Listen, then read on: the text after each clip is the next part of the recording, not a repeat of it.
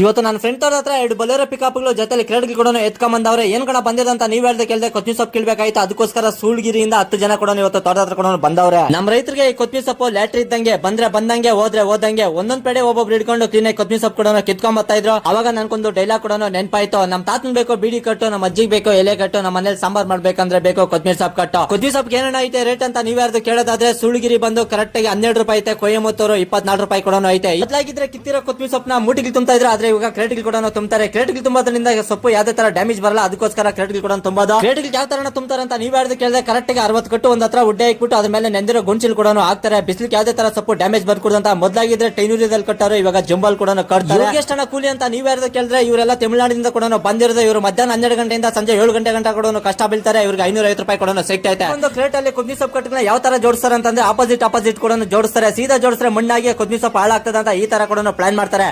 ನೀನ್ ವಿಡಿಯೋಸ್ ನೋಡ್ತೀನಿ ಅಂತ ಹೇಳಿ ನನ್ನ ಕೂಡ ಮಾತಾಡ್ಸೋ ತಮಿಳುನಾಡಿಂದ ನನ್ನ ವಿಡಿಯೋಸ್ ನೋಡ್ತಾರೆ ಅಂತ ನಂಗೆ ಇನ್ನೂ ಖುಷಿ ಕೂಡ ಆಯ್ತು. ಬೇರೆ ಕ್ರೇಟ್ಗಳು ಈ ತರ ಕೂಡ ಇತ್ತು. ಒಂದು ಕ್ರೇಟ್ ಅಲ್ಲಿ 30 ಕಟ್ಟು ಕೂಡ ಇರ್ತೈತೆ, 35 ಕೆಜಿ ಕೂಡ ಬರ್ತೈತೆ. ಬೊಲೆರೋ ಪಿಕಪ್ 140 ಕ್ರೇಟ್ ಕೂಡ ಎಡಿಸ್ತೈತೆ. ತಂದಿರೋ ಕ್ರೇಟ್ಗಳು ಸಾಲ್ಟೇಜ್ ಬಂದ್ರೆ ಈ ತರ ಗುಂಚಿಲ್ ಕೂಡ ತುಂಬಿಕೊಂಡು ಅದು ಕೂಡ ಟೆಂಪೋ ಕೂಡ ಲೋಡ್ ಆಗ್ತಾರೆ. ಕಿತ್ತಿರೋ ಕೊತ್ಮಿ ಸೊಪ್ಪು ಈ ತರ ಕೂಡ ಐತೆ, ನೀವು ಬೇಕಾದ ಅಬ್ಸರ್ವ್ ಮಾಡಬಹುದು. ಇದನ್ನೆಲ್ಲ ಮಾಡಿ ಮುಗಿಸಕ ಟೈಮ್ ನೋಡಿ 7 ಗಂಟೆ ಕೂಡ ಆಗಿತ್ತು. ತುಂಬಿರೋ ಕ್ರೇಟ್ಗಳು ಈ ತರ ಕೂಡ ಇತ್ತು. ಇದು ಬಂದು ಕೈ ಮಾತ್ರ ಕೂಡ ಹೋಗ್ತಾ ಇರೋದು. ದಯವಿಟ್ಟು ನನ್ನ ಪೇಜ್ ನ ಇನ್ನ ಯಾರ್ಯಾರೆಲ್ಲ ಫಾಲೋ ಮಾಡಿಲ್ಲ ತಮಿಳುನಾಡು ಕಡೆಯವರು, ದಯವಿಟ್ಟು ಈ ವಿಡಿಯೋ ನೋಡಿ ಫಾಲೋ ಮಾಡಿ ಅಂತ ಹೇಳಕ ಇಷ್ಟಪಡ್ತೀನಿ. ಇವತ್ತಿನ ಕತೆ ಇಷ್ಟು, ನಾಳೆ ಸಿಗ್ತೀನಿ ಫ್ರೆಂಡ್ಸ್.